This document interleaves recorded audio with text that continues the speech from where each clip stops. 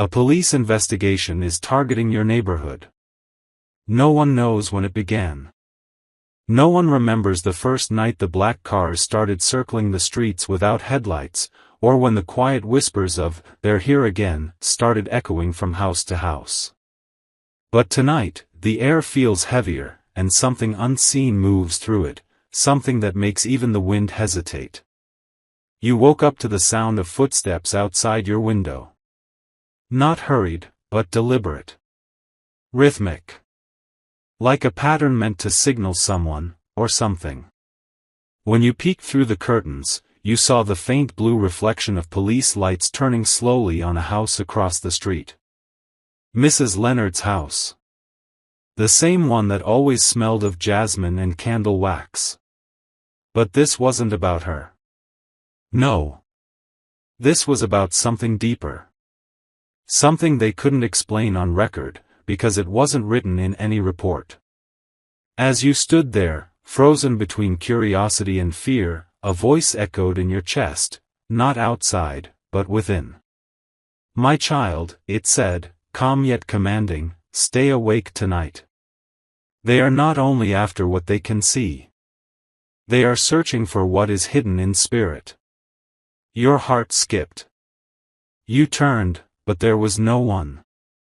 Only the faint shimmer of something in the corner of your room, a soft glow, white as moonlight, shaped like a wing fading in and out of sight. You didn't understand then, but you were being warned. By dawn, more cars had arrived. The police had sealed 2 houses. Neighbors gathered at their fences, whispering, pretending to act surprised, but you could tell, everyone already knew something had been going on. Something strange. Someone had tipped off the authorities. They said they were investigating unauthorized activities. But the strange part was, no one had seen any of those activities. No crimes. No suspicious people. No noise. Only lights. Soft, bluish lights that sometimes flashed at night, like a camera going off in the dark, except there was no camera. You remembered seeing it too. Just 2 nights ago. A faint pulse of light near the old oak tree at the end of the lane. You thought it was a dream. But now, as the police combed the area, marking the ground with yellow tape, you felt that same energy again, an invisible vibration in your chest, the same one you'd felt when you heard that voice whisper. That's when you saw him, the tall officer with a silver cross around his neck. His eyes weren't like the others. They weren't suspicious, they were searching. Almost, knowing. He caught you watching him and nodded once, slow and deliberate, as if telling you silently, "You've seen it too." For a moment, you felt a strange calm wash over you. Then, just as suddenly, he disappeared into the mist. Hours passed. Reporters came. People started filming. Yet no one could tell what exactly they were looking for. Some said it was a hidden network. Others said it was stolen files. But the truth, the one no one dared say aloud, was that something spiritual had been happening in your neighborhood, and it had finally drawn attention from both heaven and earth. By afternoon, you noticed something uncanny, birds circling in patterns above your street. 3 perfect loops. Every hour. Like a sign. That voice inside your spirit returned. They search for evidence, but I search for hearts. Do not be afraid when shadows fall, for my angels stand among them. You whispered, trembling, "Who are you?" And the voice replied, "The one who sent Michael to guard your home." That name, Michael, made your body feel weightless. Archangel Michael. Protector. Warrior of God. You looked toward the sealed houses, and for a brief second, you saw it, a glint of silver above one roof, like a blade catching sunlight though the sky was cloudy. It wasn't a helicopter or a drone. It was something divine. That night, as darkness fell again, you sat by your window with the lights off. The police cars were still parked outside. But something about the air felt different. Cleaner. Still tense, yet peaceful underneath. That's when you saw the same tall officer again, the one with the silver cross. He stood at your gate. Alone. He didn't knock.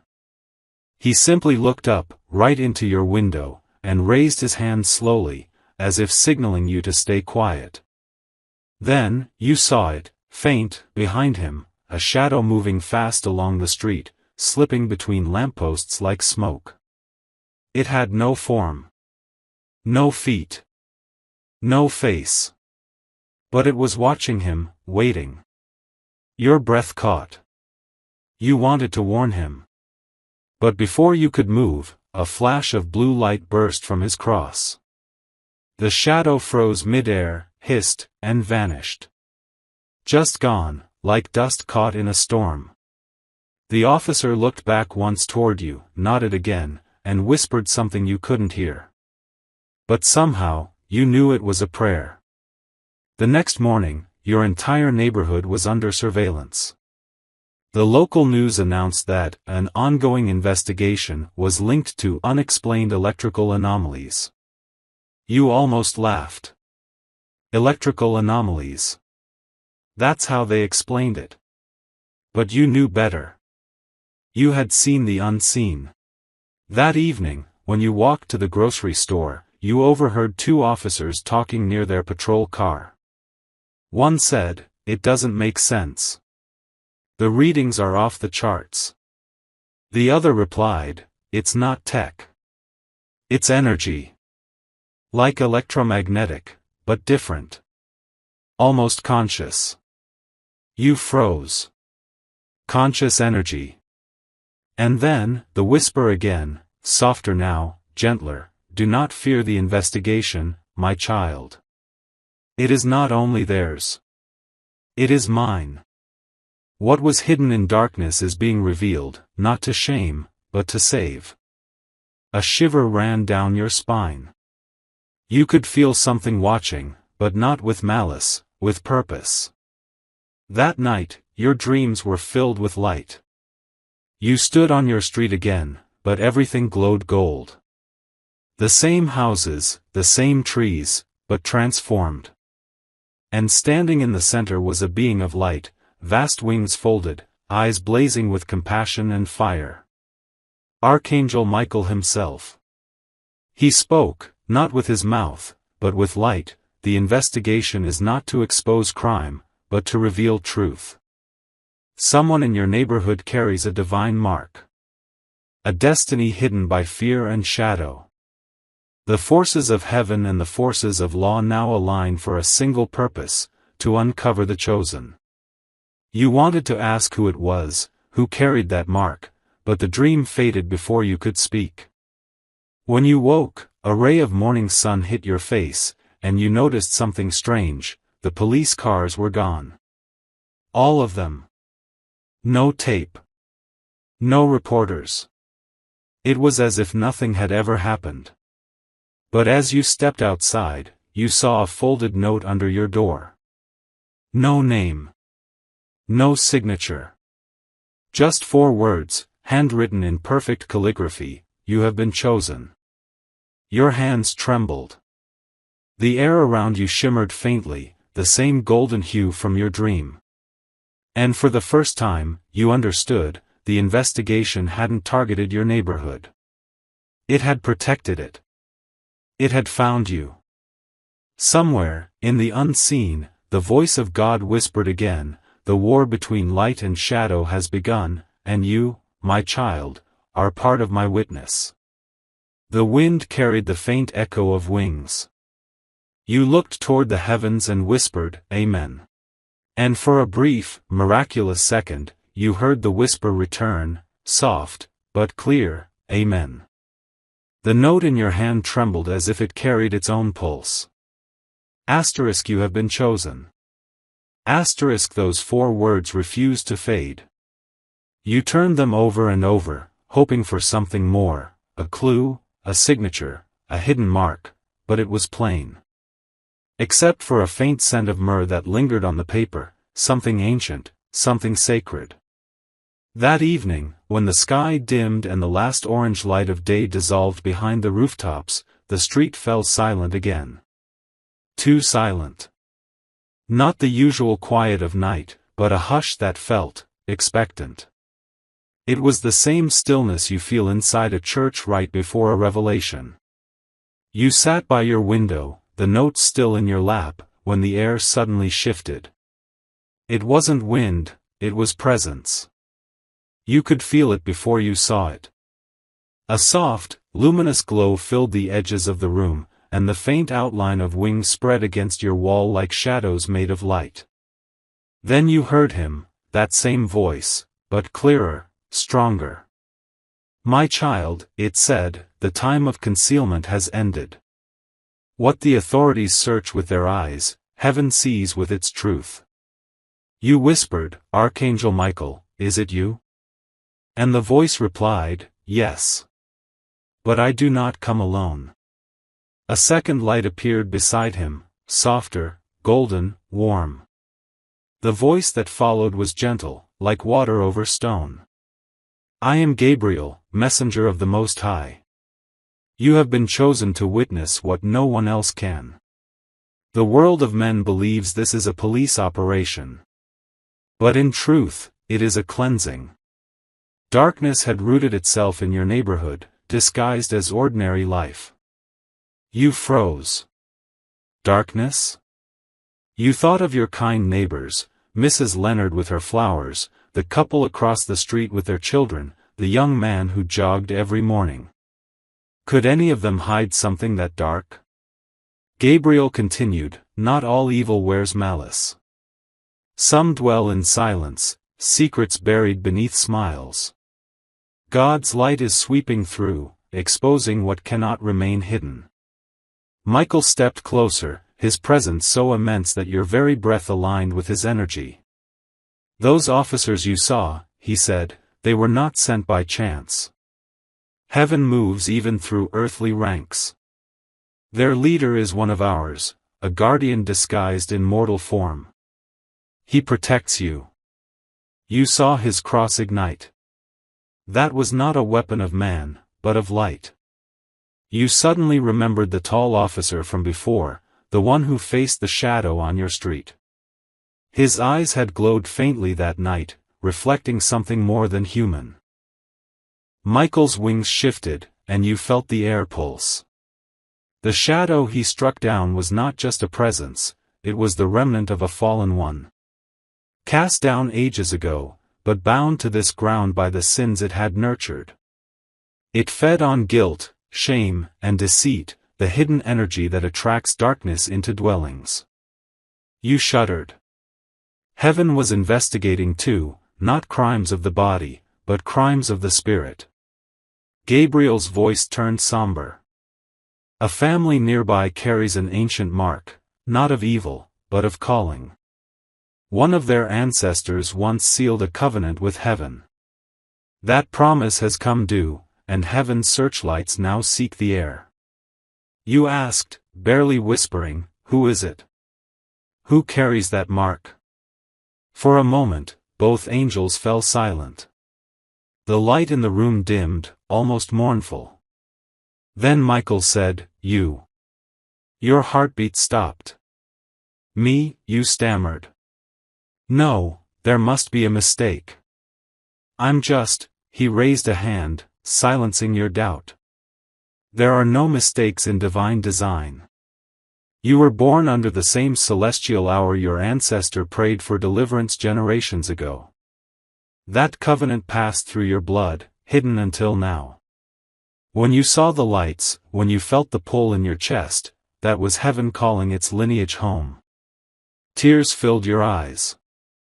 "But why me? What do I have to do?" Gabriel smiled faintly. "Simply stand. When darkness trembles, light requires witnesses. That is your role. To witness the unveiling. To keep faith when fear rises." You swallowed hard, the weight of their words pressing into your soul.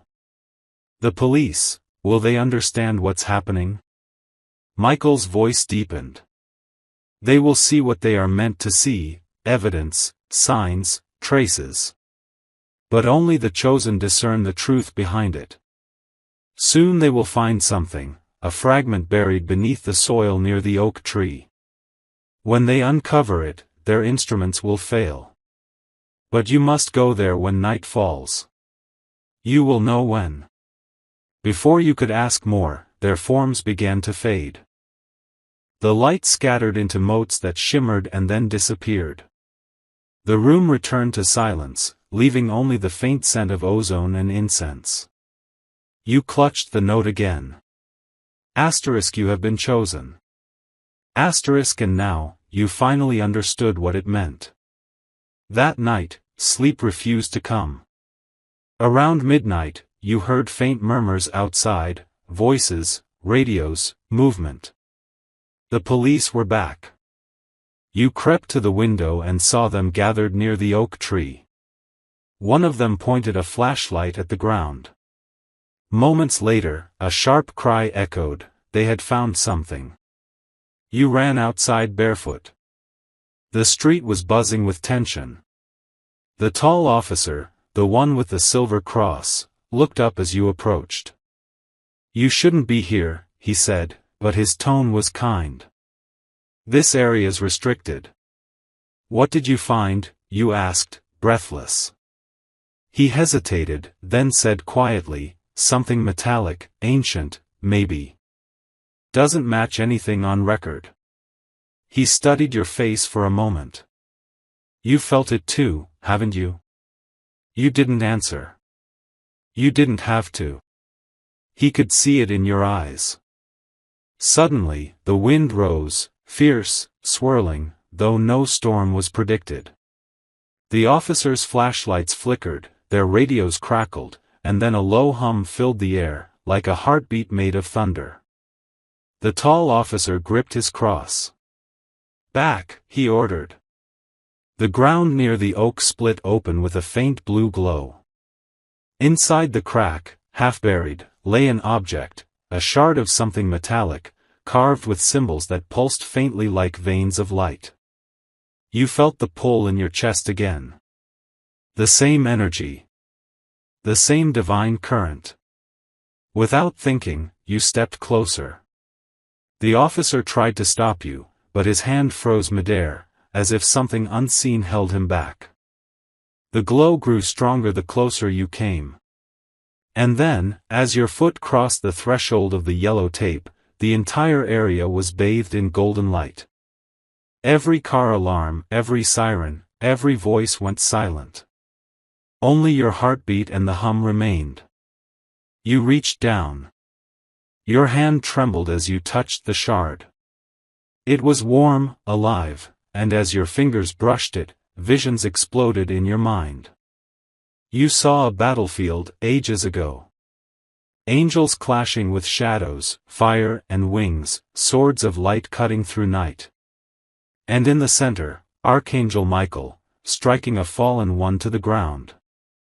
When his sword hit the earth, a fragment broke and buried itself deep into the world, waiting for the chosen to awaken it. Now, that chosen was you.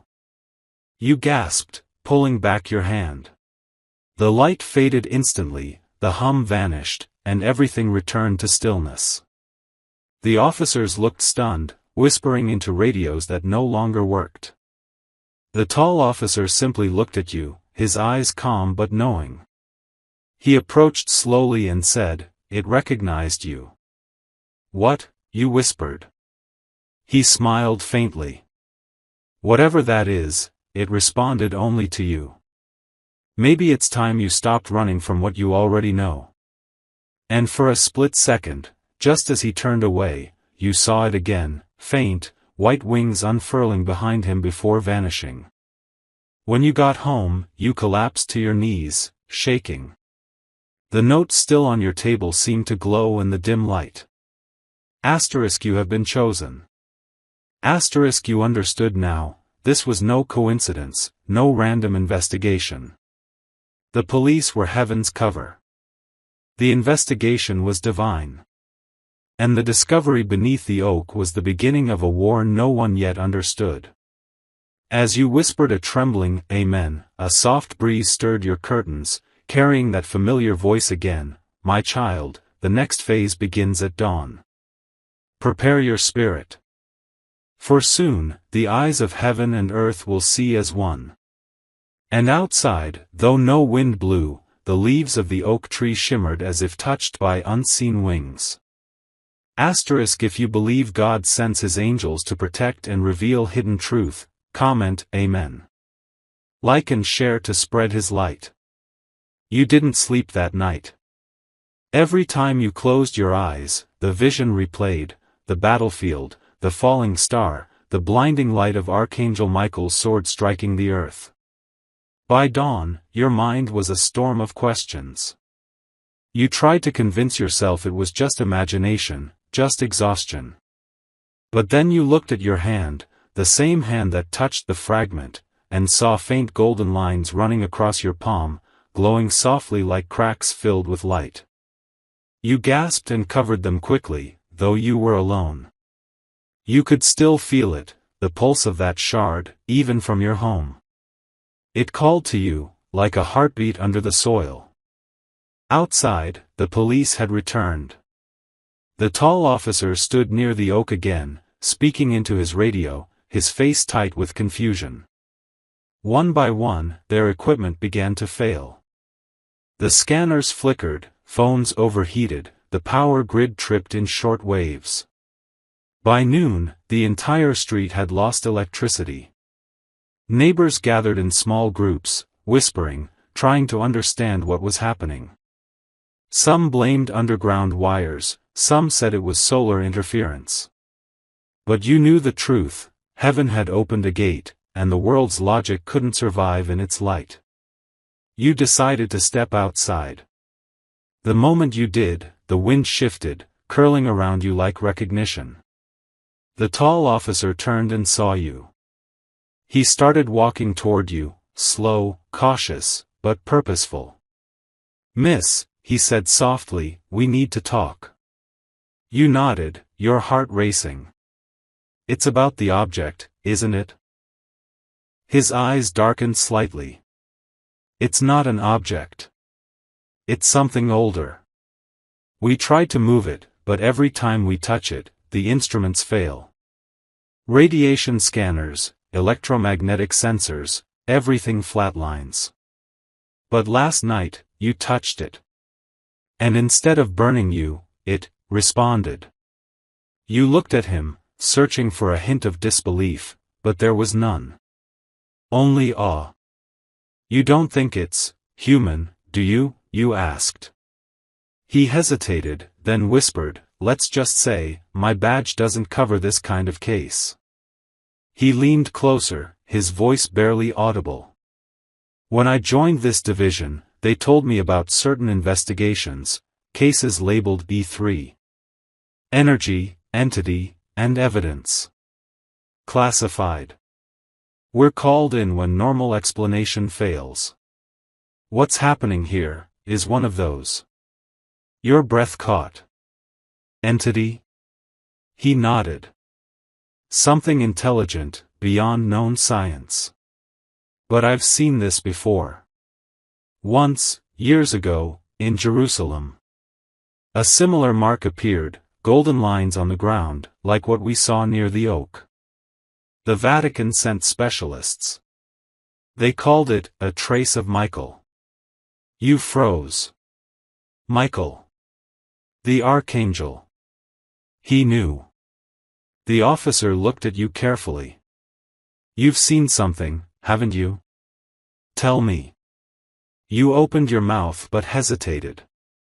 If you told him the truth, that angels had appeared in your room, would he believe you? Would he think you were delusional? But something in his eyes told you he already knew more than he admitted. "I saw light," you said quietly. "And wings. And they spoke to me."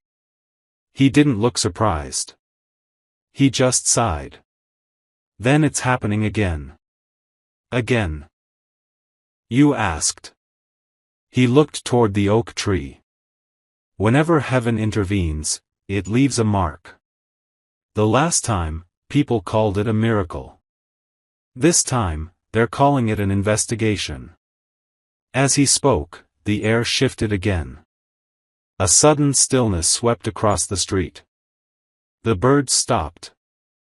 The leaves froze mid-motion. Even sound seemed to pause. Then, you both heard it, a low, melodic hum, like the sound of a choir from far above. The officer's radio screeched with static, then a voice whispered through it, not human, not digital, but ethereal. Michael stands. The officer dropped his radio in shock. The moment it hit the ground, the sound stopped, and the world resumed. He looked at you, pale. Did you hear that? You nodded, your hands trembling. Yes. Before he could speak again, the earth beneath the oak began to tremble. The crack widened slightly, releasing a faint mist. You could see faint letters glowing within, ancient, indecipherable, moving like living light. And then, from that mist, came a presence, not physical, not visible, but felt. Every heart on the street seemed to skip. Dogs barked, alarms triggered, and then silence fell again. You closed your eyes, whispering, "Michael?" The reply came immediately, deep and resounding within your soul. "Yes, my child." You saw him again, not in physical form this time, but in vision. A blaze of blue and silver, standing between earth and sky, his sword drawn, his voice cutting through the air like thunder and calm blended together. "The veil between heaven and earth is thin here," he said. "That fragment beneath the oak is a seal. It holds what once fell with the morning star, a remnant of his pride, chained by my sword. But time has weakened the seal. Now, forces of darkness seek to claim it, to use its energy through men's hands."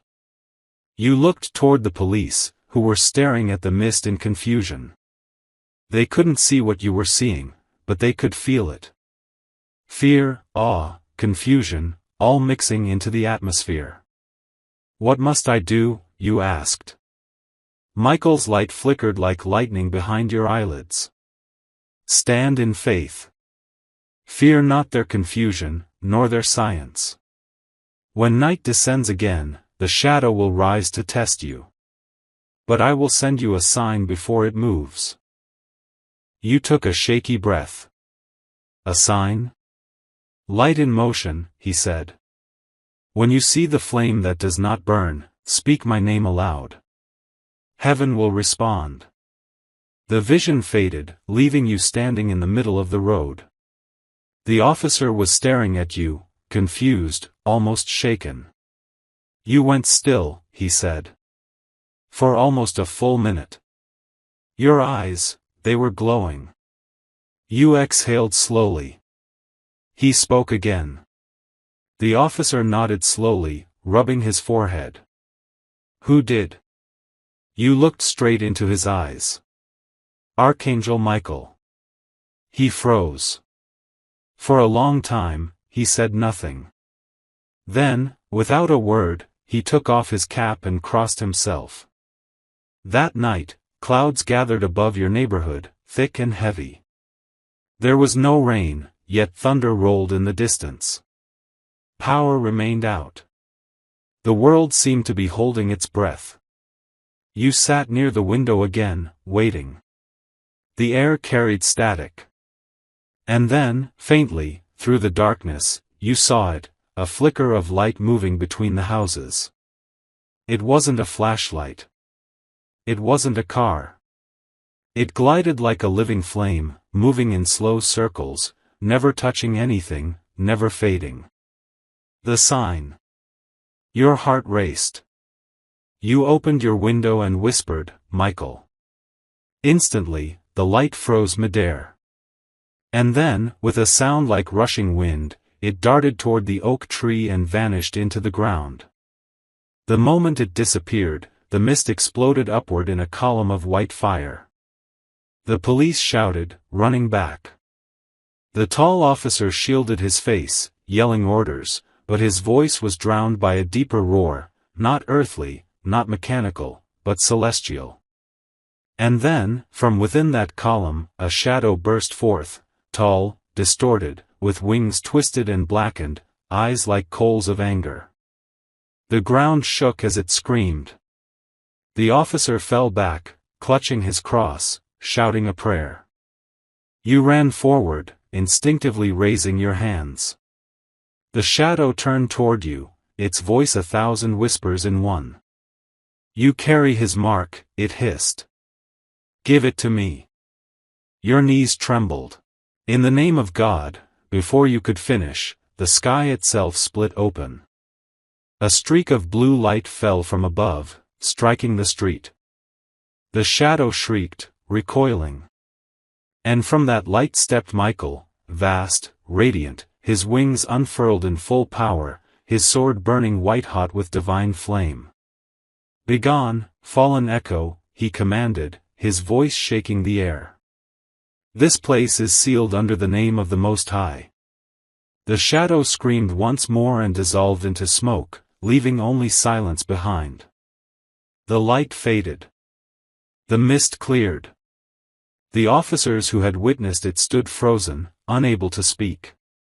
Only the tall officer remained standing, tears streaming down his face.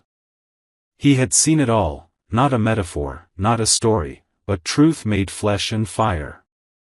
Michael turned to you, his presence softer now. The first seal has awakened, he said. But there are 6 more scattered across the world. Each bound to a soul that must remember who they are. The investigation has only begun. And then, with a smile that felt like the sun, he said, Be strong, chosen one. Heaven moves with you. He vanished into the wind, leaving behind the faint sound of wings fading into the night. You fell to your knees, whispering through tears, Amen. From somewhere deep in your spirit, you heard the whisper again, the same gentle, divine echo, Amen. That night, the neighborhood slept, or at least, tried to. But something invisible hung in the air. Something like the weight of an unseen gaze, watching from every shadow. Even the wind refused to move through the trees, as though afraid to disturb what lingered. You lay in bed, eyes open, heart steady but cautious. You had prayed earlier, asking Archangel Michael to guard every door, every window, every breath within your home. And in that deep silence, you could feel it, a faint hum, a vibration almost too soft to notice, like the gentle flutter of a wing. Suddenly, a faint sound, a distant engine. A car stopped somewhere near your gate. You got up, quietly peering through the curtains. And there it was, a black car, no markings, headlights off. 2 men stepped out. They didn't look like thieves or random strangers. They looked official. Quiet, steady, purposeful. One carried a small case, the other scanned the street with something metallic in his hand. You felt a whisper in your heart, do not fear. The truth is walking toward the light. You didn't know whether that voice came from within, or from the same divine presence that had visited your dreams. But you held on to it. Moments later, a knock on your door. 3 soft taps. Not harsh, not angry, calm. Controlled. You opened it, half expecting chaos. But instead, one of the men smiled faintly and said, Good evening. We're with the department. We need a word. Privately. You nodded and let them in. They didn't waste time with small talk. Something unusual has been happening here, one said. A network we've been following for months, every signal, every clue, leads to this area. Your neighborhood. Your throat tightened. Are you saying someone here is, He raised his hand gently. We don't want panic. But yes, someone here has been feeding information, altering records, and, he paused, glancing at his partner, interfering with divine-related data. That last word made your heart stop. Divine-related, you asked softly. Yes. Classified cases tied to unexplained incidents, lights, voices, temperature shifts, recordings that can't be traced. Someone's been trying to bury them. We don't know who yet, but something or someone is trying to erase all signs of what you've been experiencing. Your mind spun. Erase divine evidence? Hide the proof that angels had moved among you? Why me? You whispered. The officer leaned in. Because you were chosen before you knew it. You're not just a witness. You're the one they marked. Those words hit like thunder. Marked, not for destruction, but for revelation. You remembered your dream, the light that surrounded you, the voice that said *stand, for your name is written among the guarded. One officer opened the small case. Inside were several photos. Some were aerial shots of the street, others zoomed in on faces you recognized, your neighbors, your friend from 2 houses down, even the old lady who fed stray cats. But in each photo, there was also something else, faint lines of glowing energy, like invisible cords connecting certain homes. Do you see it? He asked. Yes, you breathed. What you're seeing, he said, is energy residue. We've never seen this pattern before. We traced it, and it always ends here, at your home. At that moment, your phone vibrated. Unknown number. You hesitated. The officer gestured for you to answer it on speaker. Hello, you said. There was silence. Then, a familiar voice, calm, yet powerful, echoing like it was both near and distant. My child, I warned you that darkness moves when truth awakens. The investigation is not just about men, it's about spirits. Keep your heart guarded, for not everyone who wears a badge serves justice. Your knees weakened. It was the same voice from your dream, Archangel Michael himself. The officers exchanged glances, unaware of what you were hearing spiritually. The line cut off. But your heart knew, this was divine timing. Suddenly, the lights flickered. The air thickened, as though the house itself was holding its breath. Then, a crash outside. The officers rushed out, drawing their flashlights. You followed, feeling the pull of something unseen guiding your steps. At the corner of your gate stood a figure, not fully visible, half cloaked in shadows, half illuminated by the moonlight. They moved fast, almost vanishing into thin air as the flashlights caught them. One officer shouted, "Freeze," but it was too late. All that remained was a faint mark on the pavement, a strange, circular imprint glowing blue. And you knew that mark. You had seen it in your prayer journal, the symbol of Archangel Michael's protection. Did you see that? The second officer asked. What was that? You couldn't answer. Because in that moment, you realized the truth, the investigation wasn't about catching a criminal. It was about uncovering a war, a silent war between those who serve light, and those who serve deception. You closed your eyes, whispering, God, if I am truly part of this, use me as you will. The wind picked up. The trees rustled again. The heaviness lifted slightly. And in the distance, you heard a faint sound, like the flutter of wings retreating into the night. It wasn't over. It had just begun. Like and share if you believe in divine protection that walks unseen beside you. Comment Amen if you trust that Archangel Michael still guards those chosen by light. Because tomorrow, as the sun rises, the real investigation, the one between heaven and earth, will finally begin.